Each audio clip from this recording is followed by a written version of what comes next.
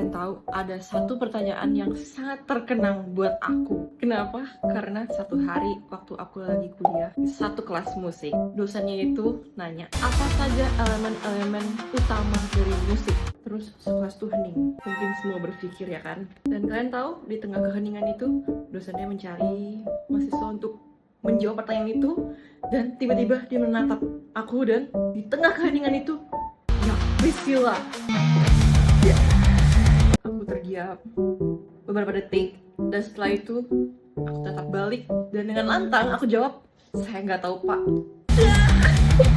Semoga kalian nggak ada yang ngalamin kayak gitu. That's why kalian harus tahu elemen-elemen dasar dari musik. Menurut aku ini tuh penting ya in the real life. Kenapa? Yang pertama untuk knowledge dan understanding, terutama kalau kamu musisi, oke? Dan kedua, kalau kamu main dengan sesama musisi lain, kamu jadi punya bahasa untuk berkomunikasi dengan jelas. Jadi nggak ada lagi tuh, misalnya kita main sama orang lain terus kita bilang, main lu kurang ngena, kurang dapet. Apa yang kurang dapetnya dari segi apanya, dari aspek apanya, elemen mananya yang kurang. Elemen-elemen utama dari musik yaitu melody, harmony, rhythm, tempo, form, texture, dinamika, and timbre. Udah hafal sekarang. Melody adalah nada utama dari sebuah lagu. Contohnya ya, lagu Indonesia Raya, melodi utamanya ya. Gitu kan. Harmoni adalah gabungan keseluruhan nada-nada yang ada di dalam sebuah lagu. Contohnya, aspek harmoni ini akan ngomongin soal yang kalian sering dengar ya, mungkin chord, tonal or modal function. Nah, kira-kira itu. Intinya, keseluruhan nada yang bersamaan, yang harmoni di dalam sebuah lagu. Next, rhythm. Rhythm atau ritme adalah pola suara dari aspek waktu atau timing. Contohnya ya, lagu Indonesia Raya yang tadi yang kita mainin melodinya. Kalau melodinya di take out, jadilah kita hanya punya rhythm atau ritme. Rhythmnya adalah gitu kan?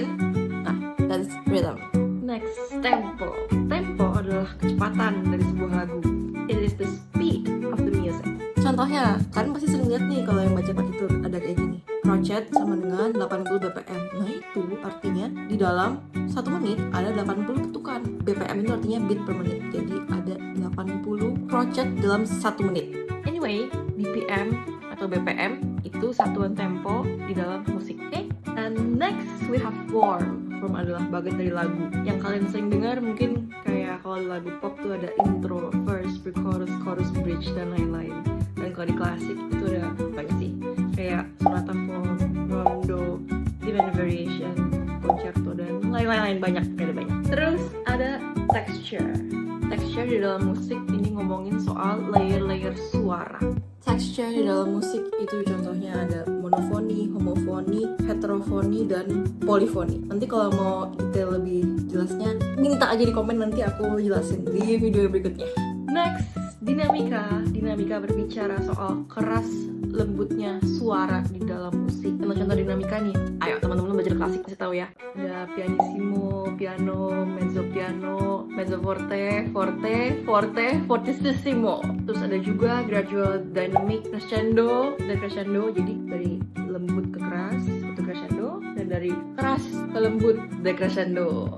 And last one we have timbre atau timbre. Ini berbicara soal warna dan karakter dari suara. Ya, suara tuh ada warnanya tau. Biasanya teman-teman dipakai tuh kayak warm, bright, metallic, dark, sweet.